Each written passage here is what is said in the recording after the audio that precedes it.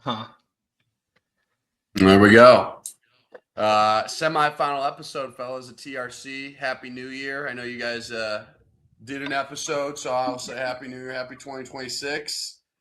We are into the semifinals, and really, I don't know about you guys. I know you guys picked Alabama, but even with that game, probably all the four teams that I think the most fan bases that don't have a dog in the fight would want. We had obviously Indiana with a complete waxing, unbelievable against Alabama.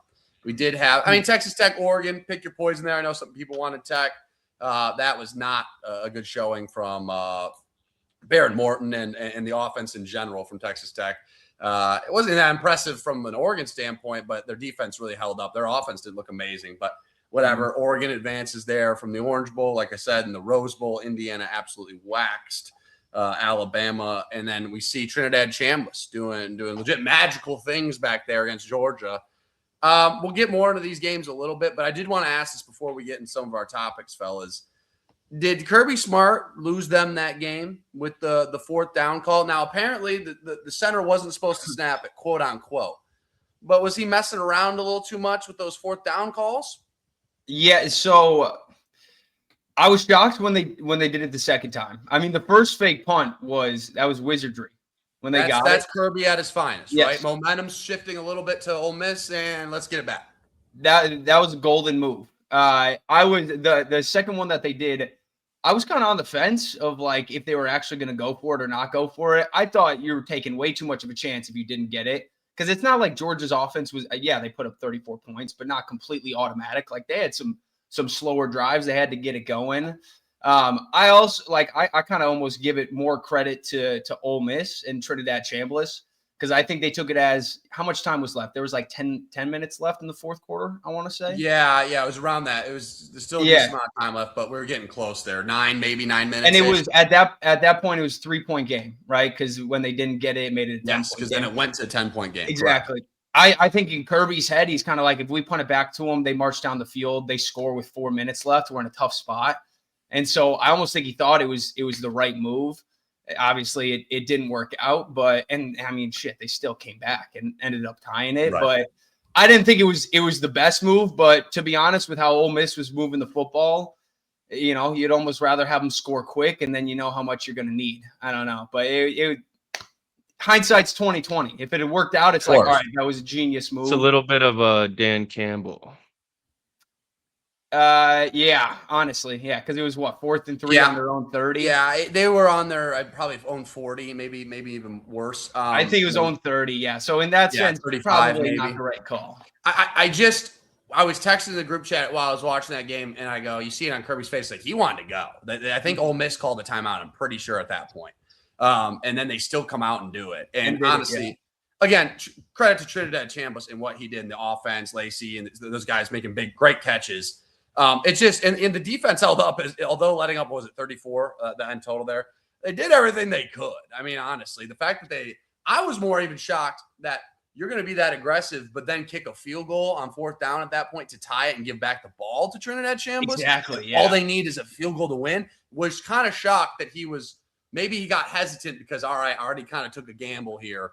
I don't know. I just was so expecting in that moment. I think everybody watching who watches a lot of football like us and Georgia in general, they're the zombie you can't kill. And I thought at that moment, all right, they're just going to drill it over to, whoever it might be, Zachariah Branch, the list goes on. They're going to score a touchdown here, going to go up 4, and Ole Miss has, 40, 50 seconds left to go score a touchdown. But that wasn't the case. So I was kind of fascinated by that because apparently it came out that the center wasn't supposed to snap it. I don't know. Kirby Smart, one of the best to do it, right? Like right now in football, I don't think anyone can debate he's not the best coach still to this day.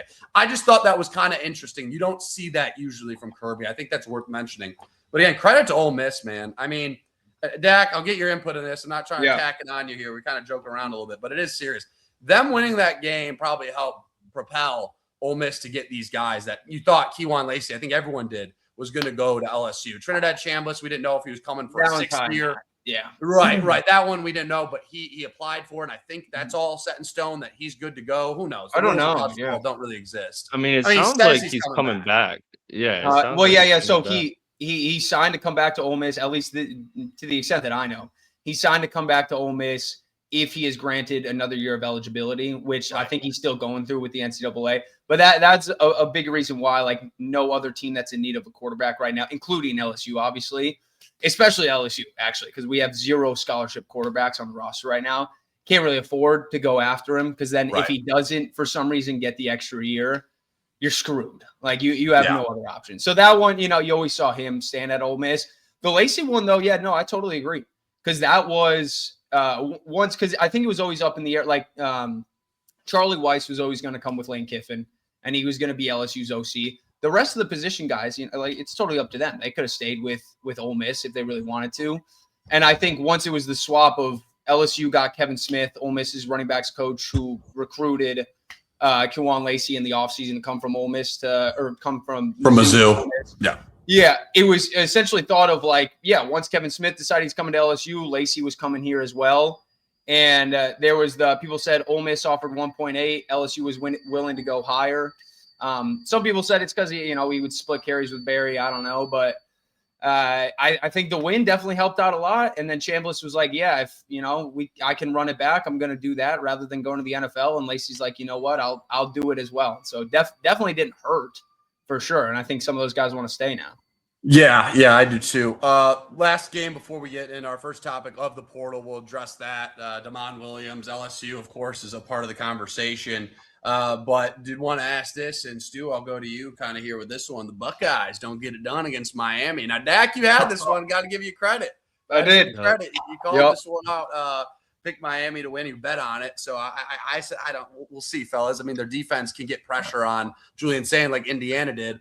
But now I was talking to Buckeye today at work, big, massive Buckeye fan. He blames a lot of this loss on specifically Jeremiah Smith, which I thought was interesting, not going for that ball at all, letting that pick six happen. I don't know how much you want to get into the weeds of that, but I mean, that a lack of effort from Jeremiah is what he was saying. It almost does kind of, and this might be just a thing with Ohio State receivers, that does kind of remind me of when Michigan played Ohio State and Rod Moore had the interception when Marvin Harrison Jr. could have dove and tried to get the ball, but didn't really make a big effort. I don't know. Maybe, I mean, I don't blame the whole game on that. I mean, Miami's defense was but that great pick six was really one of the big moments, obviously. That's possibly a 14-point swing. It was a huge moment. Yeah, no, I don't disagree there. I think there's a lot of other things you could point to throughout the game that resulted in Ohio State not winning that game. But conservative play calling too from Ryan Day. I thought that as well. We both were talking about that. I just thought the energy was not there.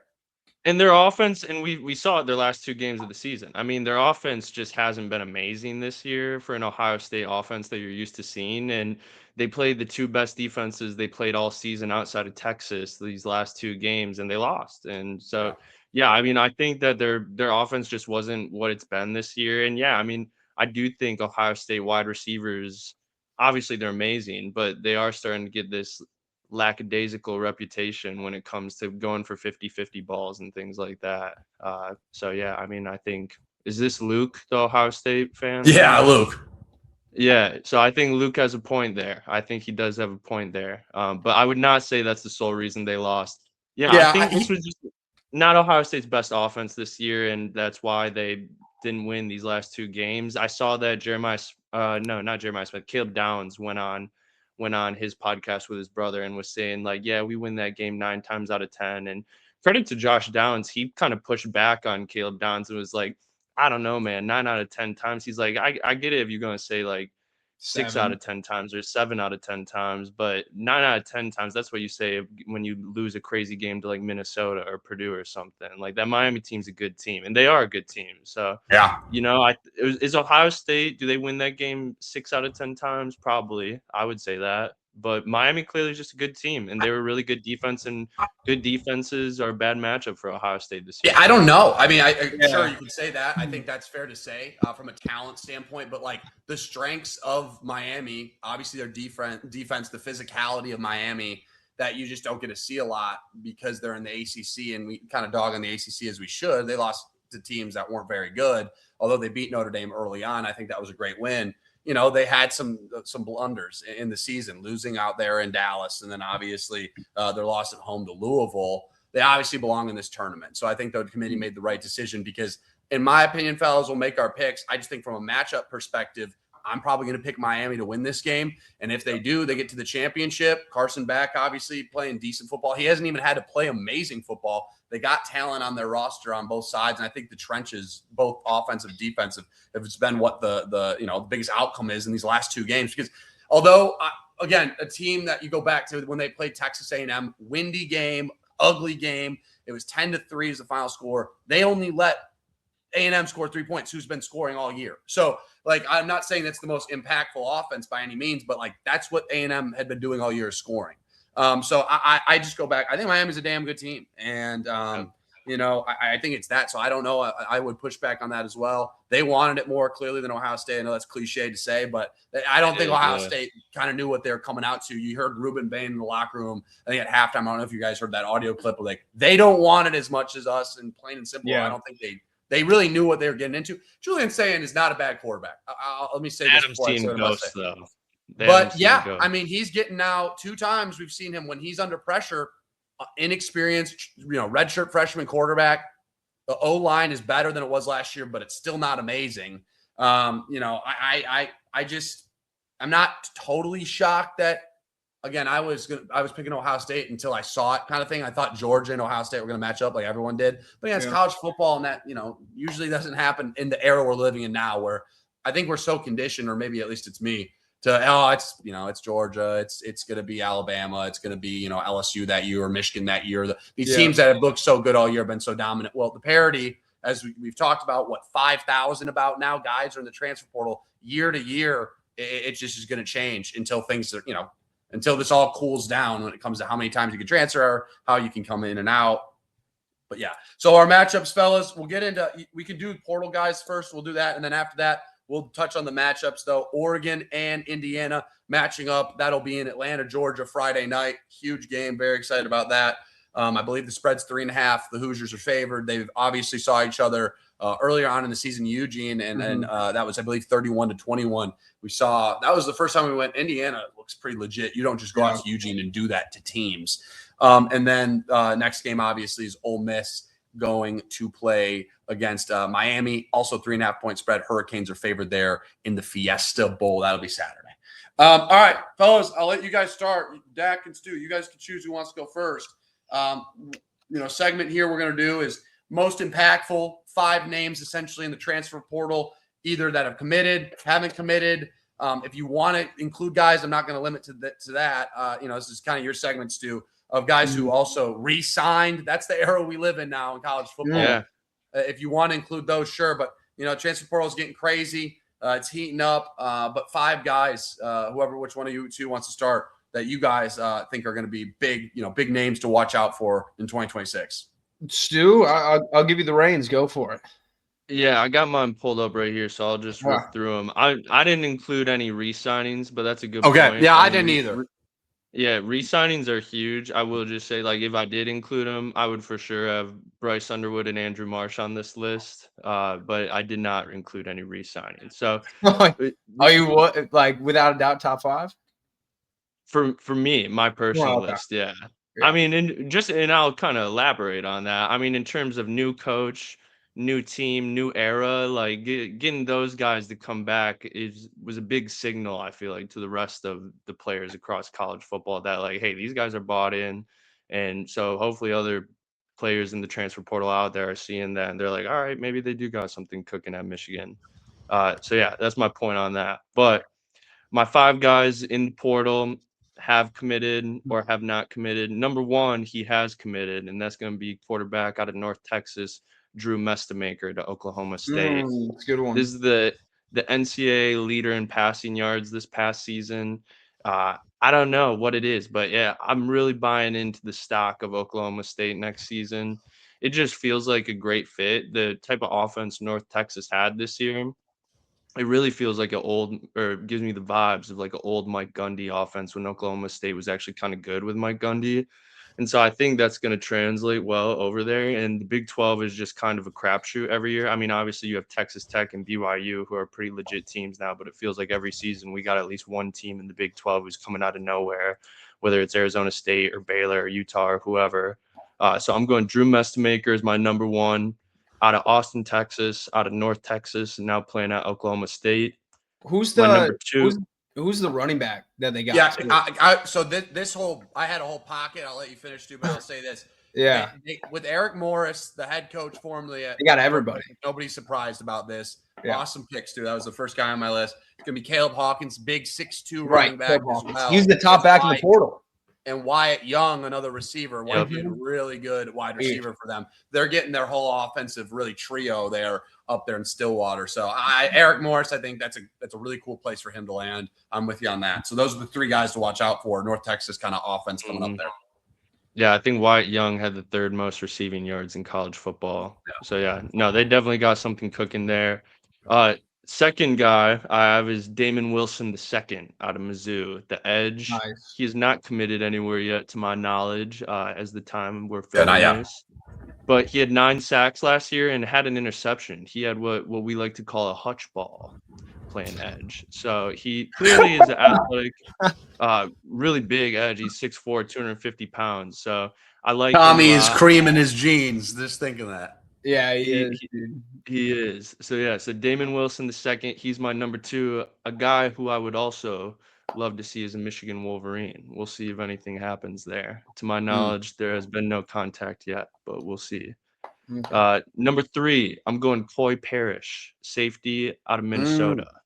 Yeah. He's a sophomore, and anyone who plays NCAA knows this guy's an NCAA dynasty legend. He always enters the transfer portal, and he's one of the top players in the transfer portal whenever you're starting the dynasty. But he had 39 tackles, 1 forced fumble, 1 interception, and 2 pass deflections last year. He's just a great athlete, and I think I already said this, but he's a sophomore, so you got 2 more years of eligibility with this guy too. So he's my number 3. Number 4, this one might come as a shocker to everyone, but the friends we have that listen to this podcast that went to college in East Lansing, they're either going to like it or hate it. We'll see, but I'm going Nick Marsh, wide receiver from LSU. He's committed to the Indiana Hoosiers right now. This is honestly a great get for Indiana. This dude's like as athletic as it gets. I feel like anytime Michigan State had a highlight on offense this season, he was involved. He only had 662 yards, only 6 touchdowns, but he averaged 11 yards per reception. And honestly, if you watch him at all this year, he's just a playmaker. Like that's the best way you could describe him. He's kind of similar to Andrew Marsh for Michigan, honestly, which is funny because they have the same last name. But he's a very talented receiver, and I think he's going to ball out for Indiana next season, especially with Josh Hoover now. That's an honorable mention of mine. Josh Hoover from TCU going to Indiana at quarterback. Went Mestamaker number 1, but considered putting Hoover on this list. Number 5, we talked about him briefly a little bit ago. Cole Sullivan, linebacker from Michigan, just committed to Oklahoma today. This was like this was my number 1 guy I wanted Michigan to keep because he was going to be our best, one of our best players on defense, if not our best player on defense going into next season. He's just a guy that pretty much in every game that he played in, because he was hurt a little bit this year, but every game he played in, he made some type of impact play, whether it was like a big tackle for a loss, and he had 3 interceptions playing linebacker this year, and he had a forced fumble against Texas in the bowl game. He's just all over the field. He's super athletic for a linebacker, and Oklahoma got a stud. So very sad to see him go. In my opinion, he was only a 3-star. If you check like On 3 or 24/7 Sports, he's only a 3-star in the transfer portal rankings, which makes no sense to me. In my opinion, he was the best, obviously the best linebacker in the portal. So that's my number 5. All right. Stu, Deckbot, please. The floor is yours. Oh yeah. Stu, I was gonna say, is there any sense of? I mean, I have this take, but I guess you're in a different situation. But some of the Michigan guys who choose to leave, it's more of a a bad omen. Get them out. Last year, the last 2 years, not the best. Maybe not the worst.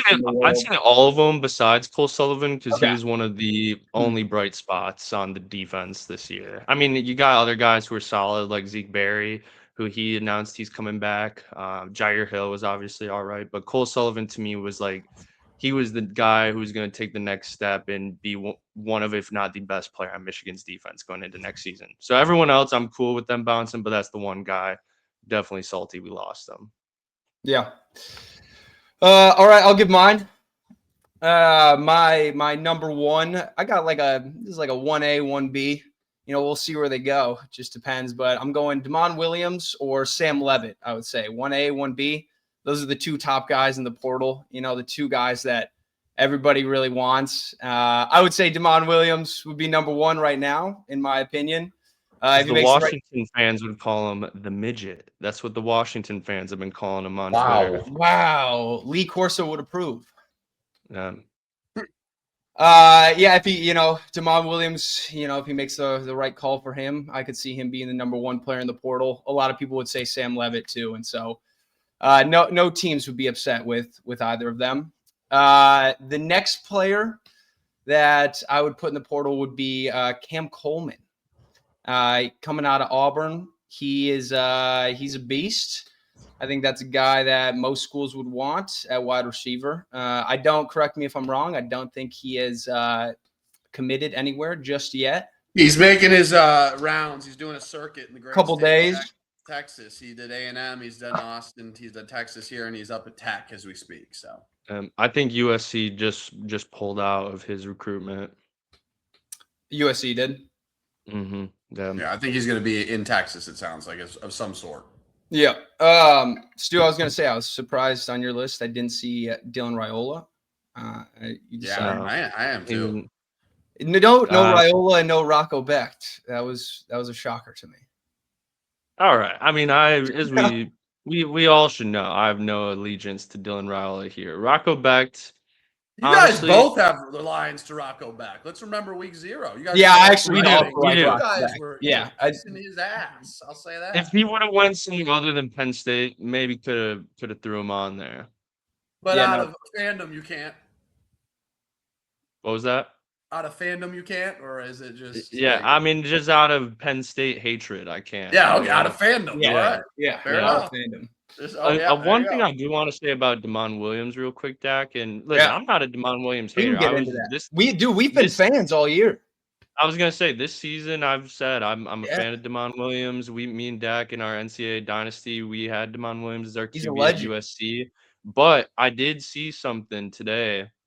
I looked at on Twitter. It was Damon Williams' stat lines for their biggest games this season against Ohio State, against Michigan, against Oregon. And I will say Damon Williams did not play too great in all of his big games this season. He actually played pretty poorly in all of his big games this season. He had more interceptions than touchdowns in them.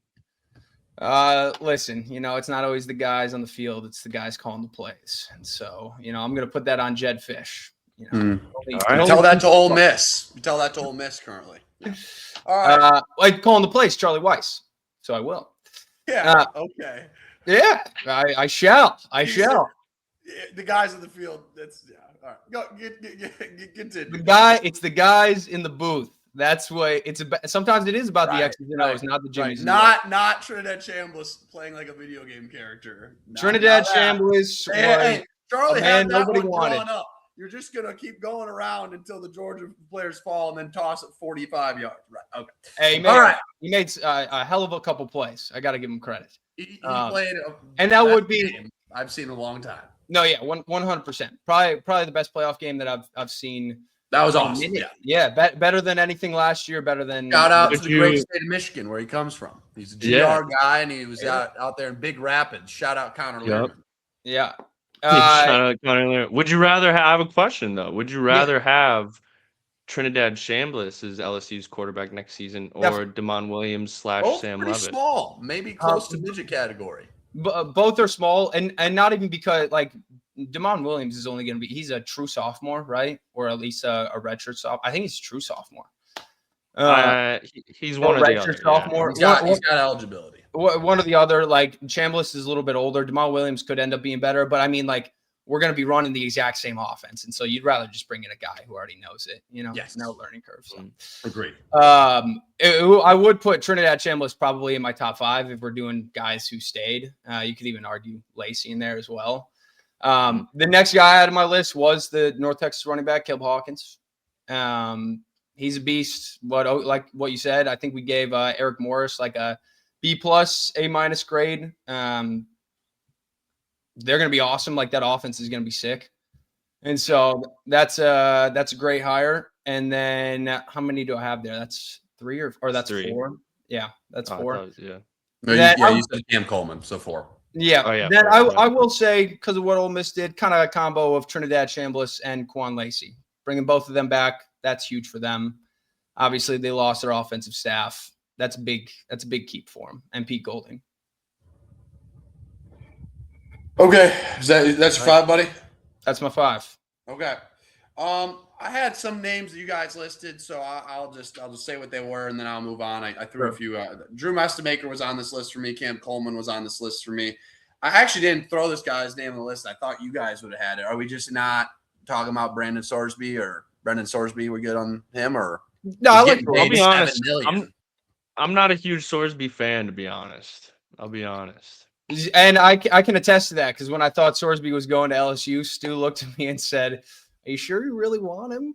And yeah, I think he's so. good, right? Yeah, I mean, what did Cincy do this year? Again, is that his fault? I don't fully know. I didn't watch enough Cincy. I watched probably 2.5 games of the Cincy. Nebraska game. Yeah, I don't think he's I wouldn't say he's a bad player, but I don't know. I think there's a little bit of glazing going on with him out of nowhere. Like, I think if he was really a $7 million man, I know he was on Cincy, you probably would have beaten Nebraska earlier in the season. I mean, and that was a Friday, Thursday game early on, and it was essentially an away game because they're in Kansas City. I didn't watch enough Cincy football this year to really know. I know they did all right. They weren't a bad team. I think they lost a few games at the end of the year, but yeah, I get it, man. I think that's an expensive price, but when you have that's $7 million is legit couch money for Cody Campbell. That's the era we live in, right? So I think that's just like what the market. That's just what the market is. Because people even said it's like, would you really want to? Sam Levitt, same thing. They're like, do you want to pay him? That's a lot per year, bro. That is, but like Sorsby and Texas Tech, they kind of set the market, and then if you want to go get a guy, that's kind of what you have to pay. Yeah, I think that's an astronomical amount of money. It is. That's $7 million for 1 year of football. It's a lot. Even you go to what Bryce is getting, and like you go to Mestamaker, he's making that in 2 years. That's a 2-year deal, though. You know what I mean? So I just think up for 1 year. Again, this is what we're in, but $7 million to play 1 year in Lubbock is a lot. That's NFL money right there. So that's like high-end NFL money. I said Josh Hoover. I think going to Indiana. I think some of those guys, Stu, you mentioned Marsh is going there. They got the kid Turbo that's out of Boston College as a running back. Here's Mark Cuban, another billionaire, putting in cash for a successful program. And I think they're going to win the national championship this year. At this point, I just believe it. And he's just going to plug and play right in there. People are on air. We're talking about what if Aaron was at least. What if Kirk Cignetti follows Mendoza to the Raiders? Why? Why would he do that? This guy could legit be. I know this might be a little bit of an exaggeration, but like the next coming of, say that this could be the next coming of Nick Saban. I'm not saying he's going to be Nick Saban. He's obviously Nick Saban prodigy. All 4 of these coaches that are left, which is crazy to think about. But this guy could be really the next Nick Saban. I mean, there's a couple titles probably there for him. They have the resources. I think Josh Hoover, I know he threw for over 4,000 yards in the Big 12. I like him more than Sorsby. Like if Michigan needed a QB, I would rather have Josh Hoover than Josh Hoover's a great quarterback. Yeah, he's really good. And so the pieces they're getting for Indiana, like just to plug and play right away. Now that Mendoza for sure is going to be in the NFL is pretty remarkable. A name that again I'm trying to get off the beaten path a little bit here because I threw a lot of names that we talked about. Chaz Coleman needs to be brought up. He hasn't been, he hasn't signed anywhere. I know Ohio State is where he's visited, Tennessee. Yeah. I mean, it's one of the best edge rushers that is out there possibly from Penn State. So I think Chaz Coleman needs to be a name brought up. A guy who I kind of grew fond of that is going over to Georgia, which will be good for them because Zachariah Branch will be going to the NFL, is Isaiah Kenyon. Kenyon, I believe is how it's pronounced. He's the wide receiver from Georgia Tech going down to Georgia or up there. I think would be Athens is up actually, but I like that pickup for them. I think that's going to be pretty good. Other names to watch: Byron Brown. How good's Auburn going to be? But I liked him at USF, following his coach, going up there, following coach to Auburn. There, I like that guy a lot. Another name I threw on here. I don't know what Florida State's going to be. I like Trey Wisner out of Texas. I didn't think it was his fault the run game sucked this year. I think that's a good addition for Florida State. He's going back to well, he's actually from Texas, but Florida, some of those schools out there were recruiting him. I like Trey Wisner going to Florida State. I think he'll be a good plug-and-play guy right away. He's a good running back that kind of he was asked to do a lot in an offense where Sark just was not running the football a lot, and their O-line wasn't great. So those are the ones I got, fellas. I don't know really the big one else. Obviously, Sam Levitt's in there. I do think that he's going to be a good quarterback. I like the Damon Wilson thing. I know D lineman James Smith is a big one. Texas Tech's already got some guys. Jaden Woods, as I'm looking at a list here. DJ Lagway, where does he land? I'm good on Dylan Raiola, but he's not awful. Miami would be really funny. Would be funny, right? Yeah. I could see it already. Honestly, the Texas Tech obviously was the first one that came to mind when Raiola entered the portal, but Miami was probably the second team that came to mind. So I wouldn't be shocked if that's where he ends up. That kid from Boise State, the safety, Ty Benefield. Yeah, so that's a good pickup. My initial thought for this, I was going to come on here and my top 5 were just going to be all LSU commits. I decided to pivot, but I considered doing that because they also got Eugene Wilson. I think he goes by Trey Wilson. Wide receiver. Dude, that's a great pickup. Yeah. Great one. And they got Jace Brown, the wide receiver out of K-State, also really good. And so, they got a few guys, which is nice. No O-line. Only lost O-line, but we'll see.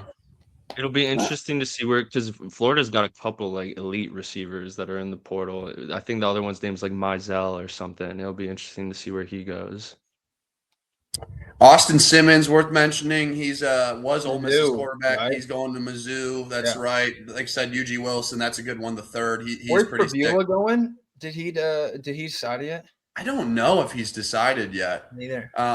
One to watch out for, Stu, and I think you can attest to this. John Henry Daly out of Utah. If he goes to Michigan, that would be a huge pickup for him. That's a big one.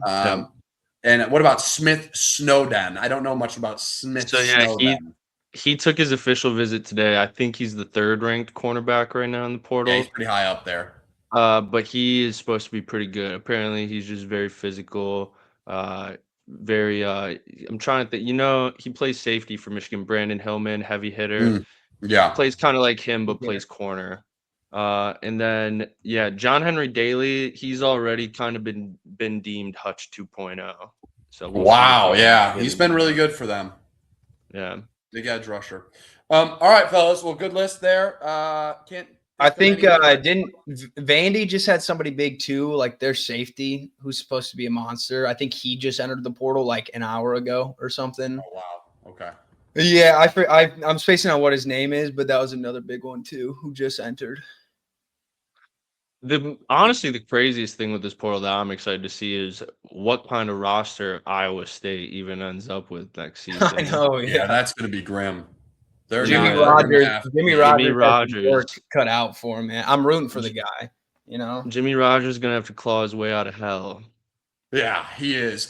This is, fellas, again, this is the 24/7 sports. You could go off on 3. You could go off a lot of ones. Ranked number 1, Stu, you alluded to this, Penn State, because they have 19 of the Iowa State players. Oklahoma State is at 2. Texas Tech's at 3. They're dishing out gas. LSU, Dak, there you go. Number 4. Indiana's right behind them.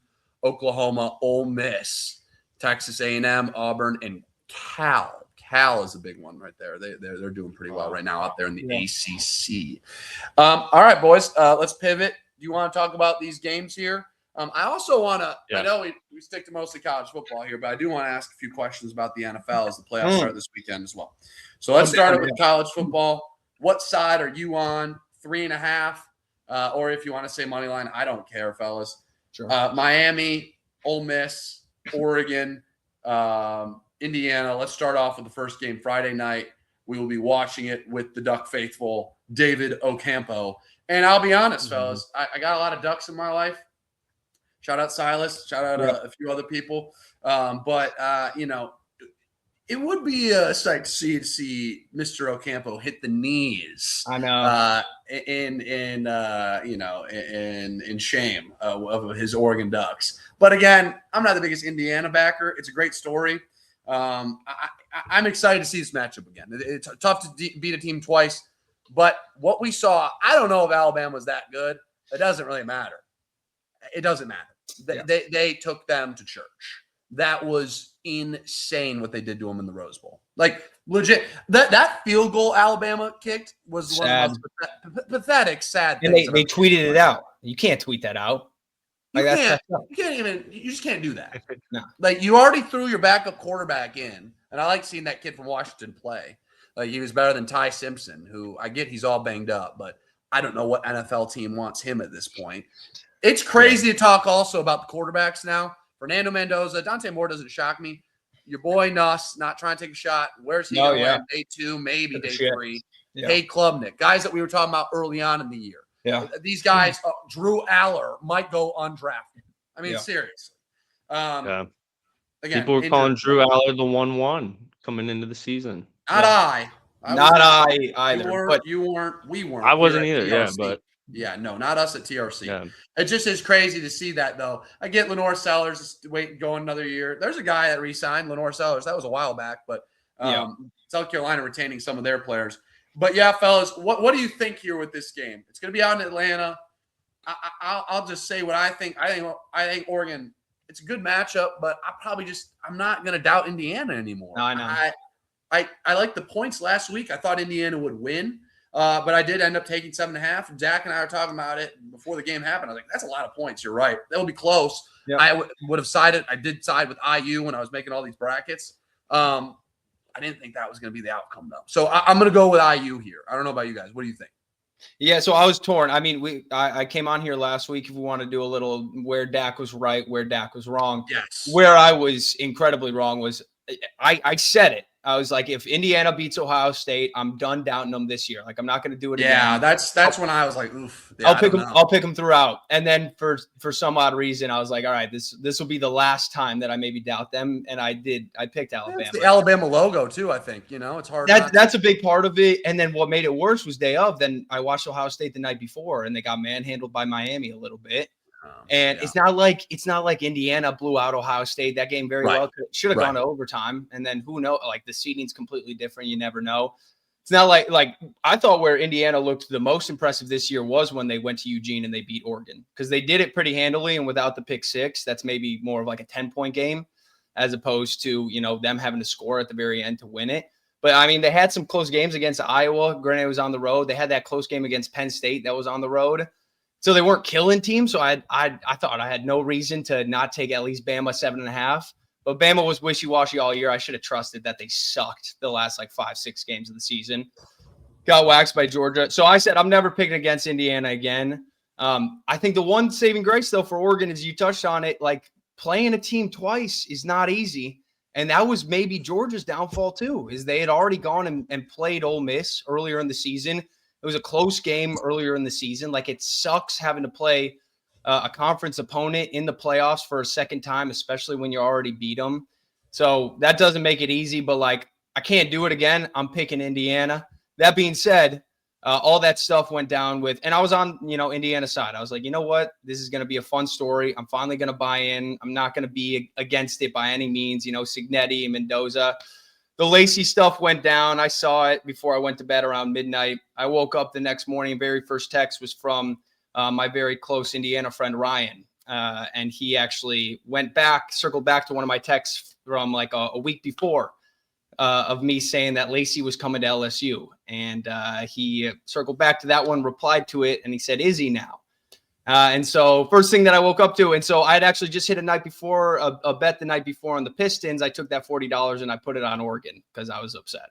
That was probably not the smartest call, but Ryan did it to himself. And you know what? Every time I bet against Indiana, they win. So he should be happy, honestly. That's a good way to look at it for Ryan's sake. Yes. Yeah. Stu, what are you liking here, bud? Yeah, I mean, to be honest, I'm pretty neutral on Indiana. I don't hate them. I don't love them. Let me ask you this though: just because you're neutral, where are their concerns? You know what I mean? Where do you? Again, Alabama, I don't think. I don't have concerns on their team. It's just more my general feelings. I think they're a great team. I wouldn't say I'm Indiana I'm not really necessarily like rooting for Indiana like a lot of other people are. Like I feel like we talk about all the time. Every Big Ten dad in Oh America yeah, classic, right? loves Indiana. Well, Loves Indiana they're the so worst much. college football team historically ever. So I get it. It Yeah. is the ultimate Yeah, underdog story. So I mean, I I get get it that too. side of it. Yeah, I get it too. I just don't, and I know you guys feel kind of the same. I don't hate Fernando Mendoza. I don't love him though. I'm not like a He's a Fernando bot. Mendoza Like he's Chat fan. GPT. Like that's the joke. It's Yeah, true. Yeah. yeah. And so like I'm pretty neutral on Indiana. I don't think I picked them in a single game all season long where we talked about them playing in the game. I don't think I picked them once.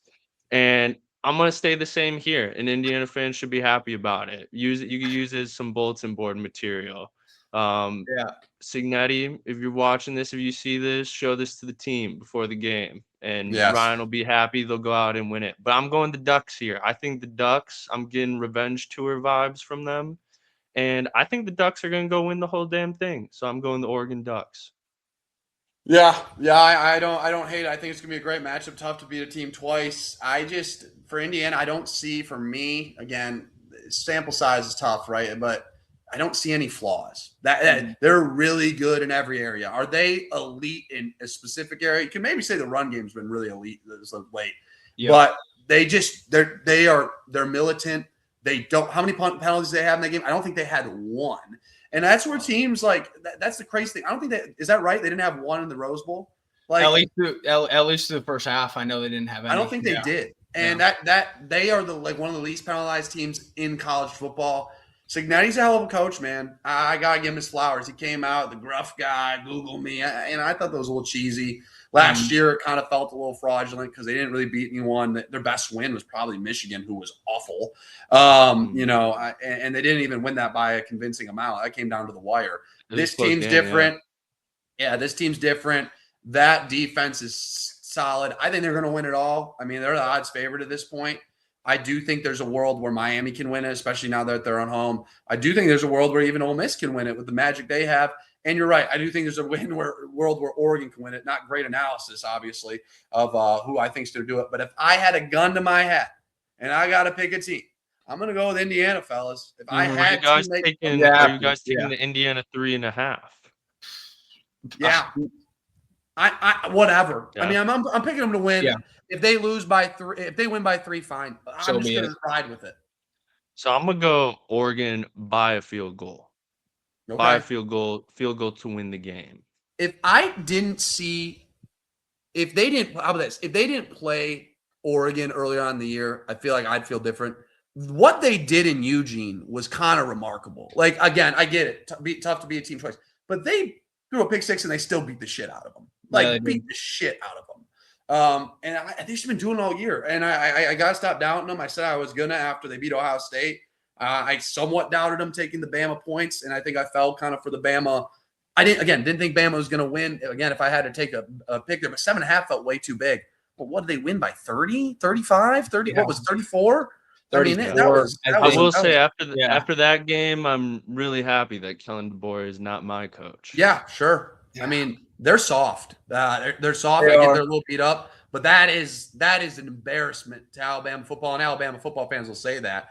They had the Paul Feinbaum clip came up of one of the guys, Legend, who calls in, and he's like, "You can send his ass to Michigan. Send him to ask him if they don't want this man." And honestly, again, the shoes you have to fill there at Alabama, we know what that is. It's impossible. Yeah. But they're just not even just that. They just look so. Obviously, you could say that if they lost by almost 40. They just look so soft. There was nothing scary about them in that game at all. And no, I agree. And that wasn't the first time that they looked like that this year either. Right. I mean, it happened against Georgia, and Georgia just lost. But I think the other thing with Indiana too, like the only reason I thought 7.5 was a lot is because I felt like Indiana last year when they won games, they were blowing the doors off of teams. And they were putting up like 50 points. Granted, it was against lower competition, where then they went and lost to like Ohio State and Notre Dame. Where this year, obviously Mendoza won the Heisman, but I felt like they weren't putting up 50 points every single time.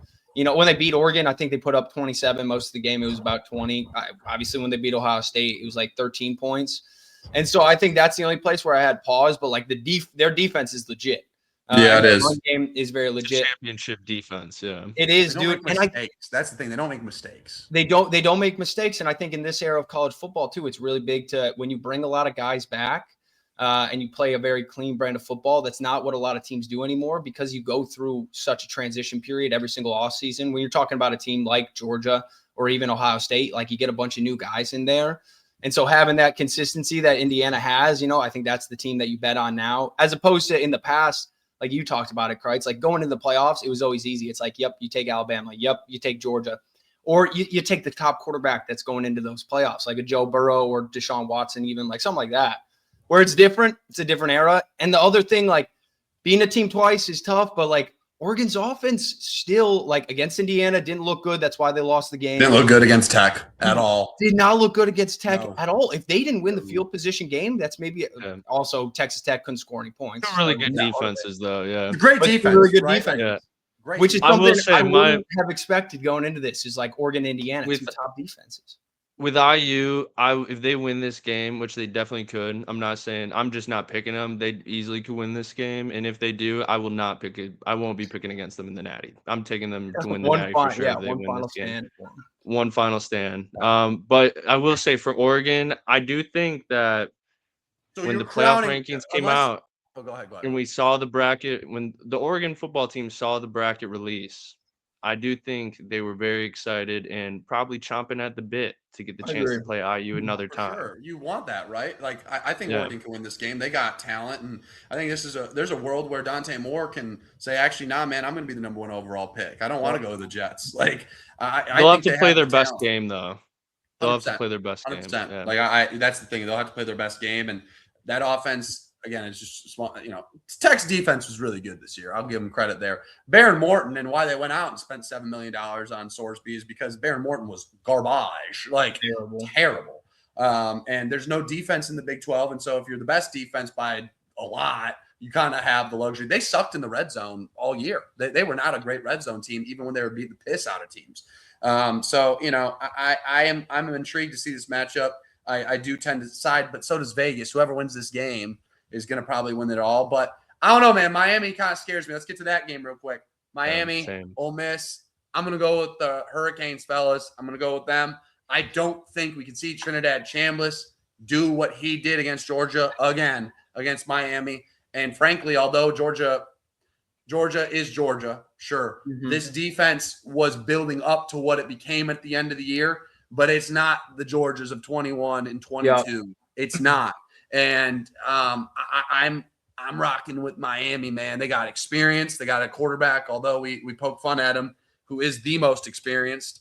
And the funniest part is I called him the biggest loser in college football. Yeah, you did. Season. You said he could redeem himself. Showing you, Stuart.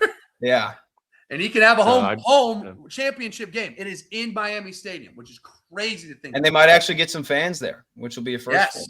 Yeah. They're going to get Michael Irvin out there. ETA. Coked up Michael Irvin, where he's doing the stroking. It's getting, you know what? I like Michael Irvin. I think he's hilarious. The antics on the sideline, pretty funny. Yeah, it's getting to the point. Like it's me. Dude, it is like, it's getting a little perverted. And he knows it. It's so perverted. He knows it, dude. So perverted, bro. It's weird. Like when he puts the sweatshirt on the Gatorade jug, like he gets excited, man. Yeah, it's weird. He's done that. When he drops to all fours, like that's the crazy. And he starts barking. Honestly, just every unk in football, bro. Every football unk is a freak, bro. Like an absolute freakazoid. Like I don't know if you guys remember. Same way. Brandon Marshall, even now, Brandon bro. Marshall. Like all of them. Yeah, they're all freaks. Yeah, it's true. Who do we like in this game, fellas? I'm going to go with Miami because of that. Their defensive line's been great. Pass rush, unreal. They're getting to the quarterback, which I think they can get to Trinidad a little bit more than what we saw with Georgia. I just don't think, as awesome as that was, I don't think he can do that again. What we saw was like us playing NCAA video game, and that'd be insane, even simulation of a video game there. He was unbelievable. I like Ole Miss, the story. I just think it ends here. It just kind of feels like they got great players, but I think from a playing style standpoint, I like the matchup from Miami's perspective compared to what we have with Ole Miss. So I'm going to go with 3.5 as well. I'll take the favorites in both these. What about you guys? And I do think like the Georgia game was kind of the prove it game for them. Lane left, nobody was picking them. They're like, all right, you know what? I kind of think that was their Super Bowl too, right? Like that. It felt like that it. was their What you're natty. saying, right? Yeah. I mean, and now I feel like they're taking a victory lap. Guys are coming back. Like it felt like it was everything. And I mean, I went on biggest win for them ever. I mean, ever.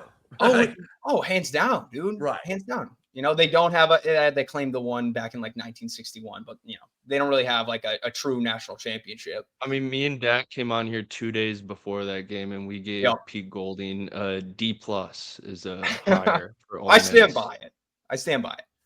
That one, I don't know if I might I'd probably bump him up to a C+ now, for me at least. I think I understand you not being. Well, no, I was originally going to give him a C, and then you gave him a D+, and I was like, I'll say how I really feel. You think just as a higher in general he is? Like, I get what you mean, I guess, to an extent. I don't think it's like a sexy hire. It's the hire you had to make. Right? They had to do it, yeah. It was giving Sharon more vibes to me, which is why I gave it what it was. Impossible to know that Sharon was a pervert at the time. I'm saying. Well, maybe if we just looked at who he's following on Instagram, we probably could have found that out.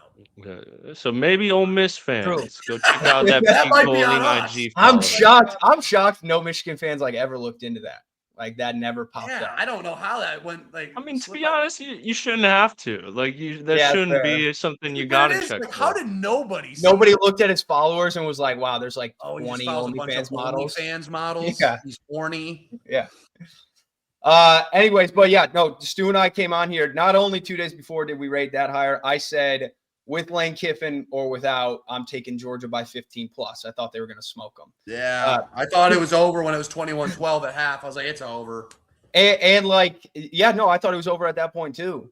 And it was like a 7-point game when they played earlier in the year. But I thought from that point on, Georgia had fixed their biggest issue, which was their defense. Like it wasn't the Georgia defense of old, but their defense had significantly improved. And they destroyed Alabama, so I thought it was going to be a different story. Obviously, Trinidad Chambliss went crazy. The game kind of got out of hand, and Ole Miss did what I thought they couldn't do, which was win that game. I will say, I think Miami is more like Miami this year is a little bit more similar to what Georgia used to be in the past, which is they truly are built on defense. They have a consistent offense that really doesn't turn the ball over as much, and they control the pace of play a little bit more. Where this Georgia team now, they are a little bit more built on scoring the rock and getting into some of these shootouts. And that's not what you want to get into with Ole Miss. And so Ole Miss still doesn't have a top-level defense. And so I think Miami's going to have maybe an easier time scoring the football than they did against Ohio State. And I think they're able to control the defensive side of the ball. And so I feel like I can't pick against Ole Miss again because then they're just going to do it and they're going to go. Yeah, well, I'm on the same side. So, but I'm going to go Miami. And if they prove me wrong again, then so be it. Congrats to them. Yeah. Yeah, I mean, so I'm probably going Miami here too, but I'm curious. Are your coaches that are leaving Ole Miss for LSU, are they still coaching in this game? Yeah, they've been going. Yeah, the carbon footprint for LSU is not the best right now. Actually, I think it's Ole Miss. They're using their private plane, but they've just been flying back and forth. They even flew out to Arizona. And then last night, everything was going down with Sam Levitt and all that.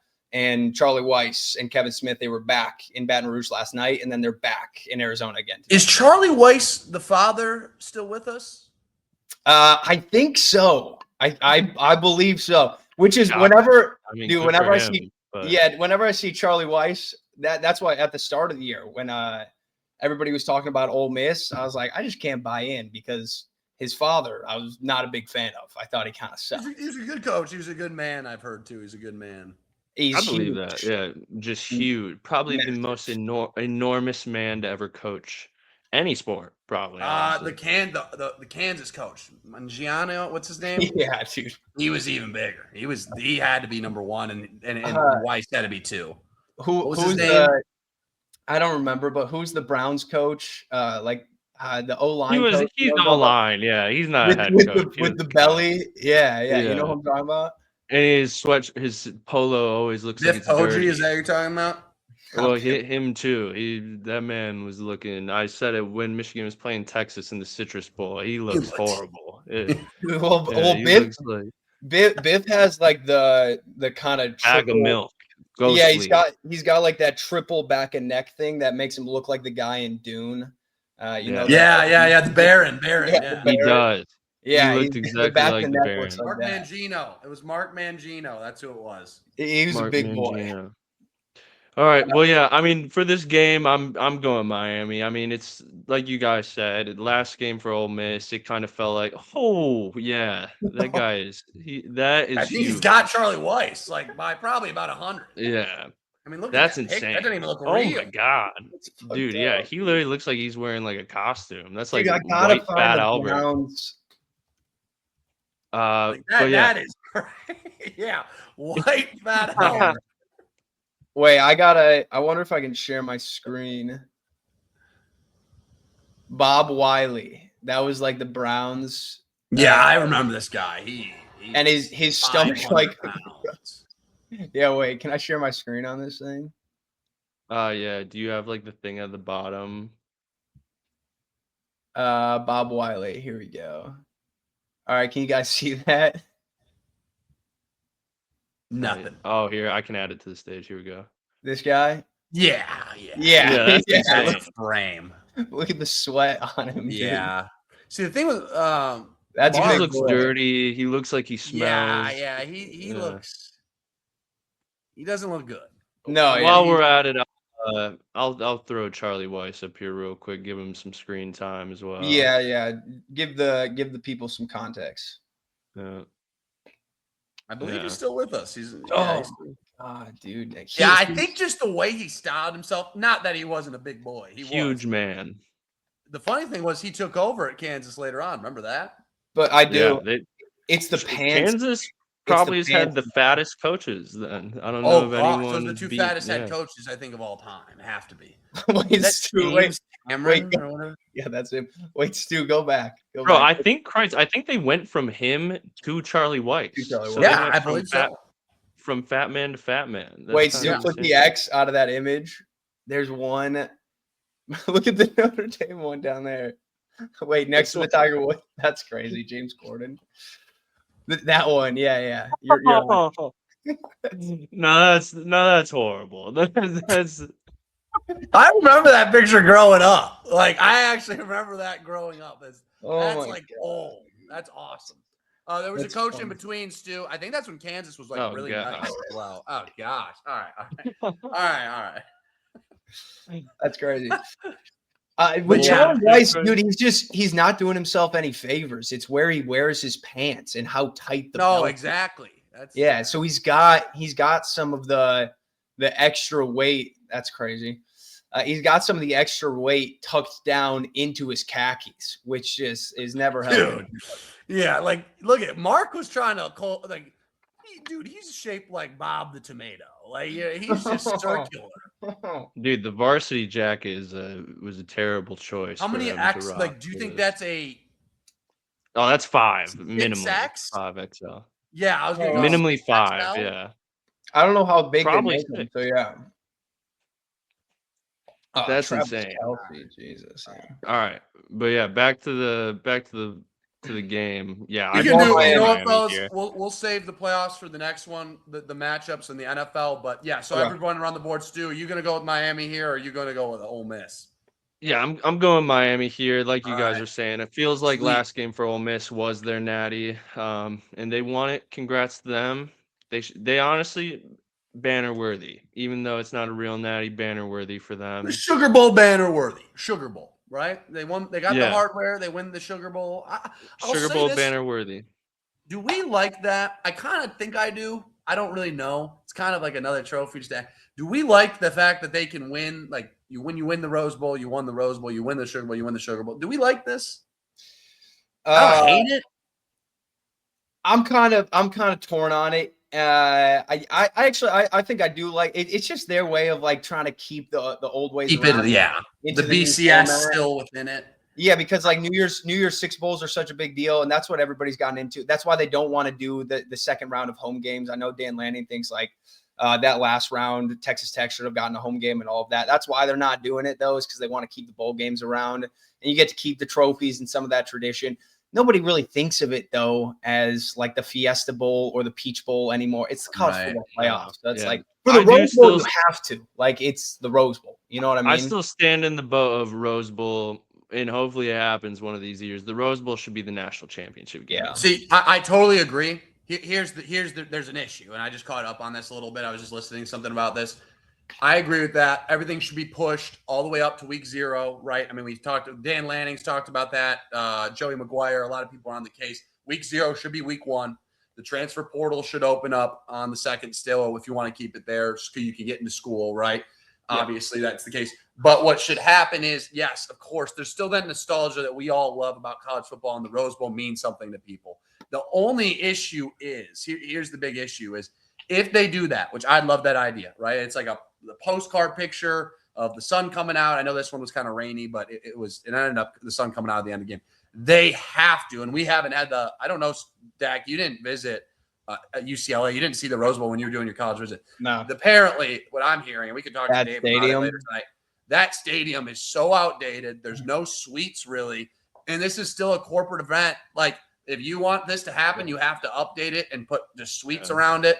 And I think it's doable, but that's going to take 6 years, right? You know How what I are mean? they going to do it? Like, do they want to do it? I think it's probably the biggest thing. I like the idea, but apparently the facility itself is just very outdated. Well, hopefully 2030 we'll get the Rose Bowl. Not saying it's impossible. Love the idea, but apparently that has to happen. So what would you guys say are the top bowl games outside of the playoff right now? Because in my opinion, I feel like it's got to be the Cheez-It Citrus Bowl and then the Pop-Tart Bowl. To me, those are the two most fun, best pageantry, non-playoff bowl games. Non-playoff bowl games? Sure. Yeah, I mean, that's fine. I like the Armed Forces Bowl. That one's pretty fun. Say playoff bowl games. I think the Sugar Bowl special, like that was cool. And that was always my favorite outside of the Rose Bowl. That was awesome.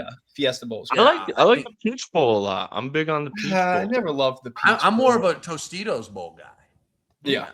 Well, it used to be. Didn't they used to do like Tostitos Fiesta Bowl? That's what it used to be. It is the Fiesta Bowl, right? Yeah. Well, then it's not Tostitos anymore. It's like PlayStation. PlayStation. They switched to PlayStation. And fun fact, they all get PlayStations, which is kind of cool. Sick.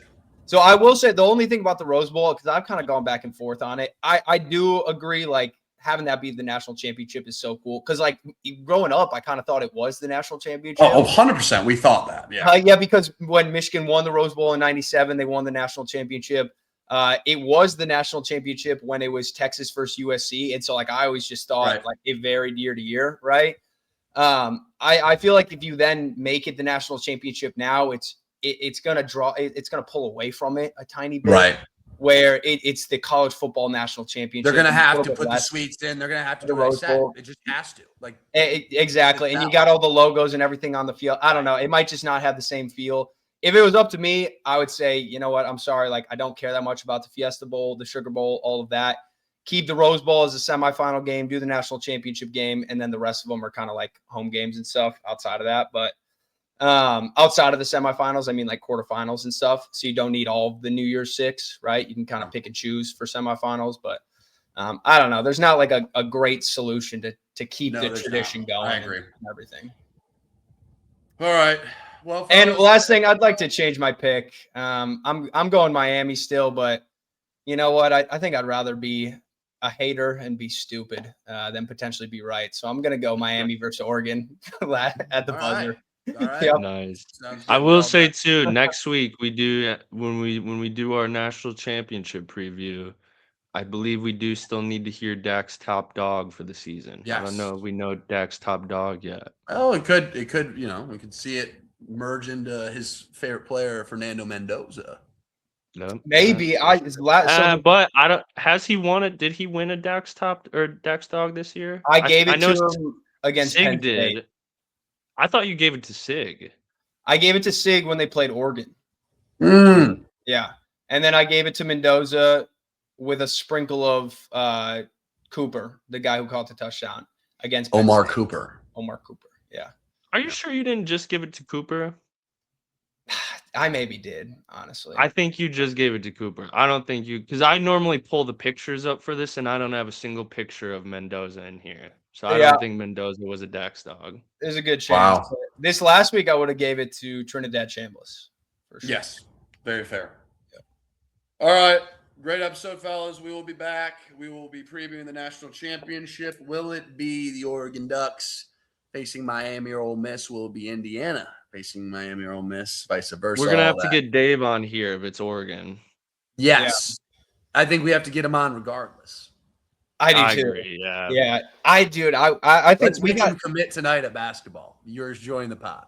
no number one. We should get a little clip of him tonight, and then we Yes. gotta get some because he is content central when he's watching an Oregon game. I've never seen somebody drop to their knees in a public setting that much. Not at home, but like at a disgusting bar. That man hits the floor more Gross. than anybody that I know. Football aside, too, I've never seen a person stick their tongue out in a public scene that much. Yeah, that was Just when he nuts. wait. Yeah, I didn't like that one either. Yeah. Yeah, he does. Yeah, that'll gross. be good. Not good. All right, we'll be back next week. Stay tuned. TRC semifinal episode. We're out of here. See you, fellas. All right, see you boys See in you, a bit. boys. I'll see you around 8. Yep, see you, man.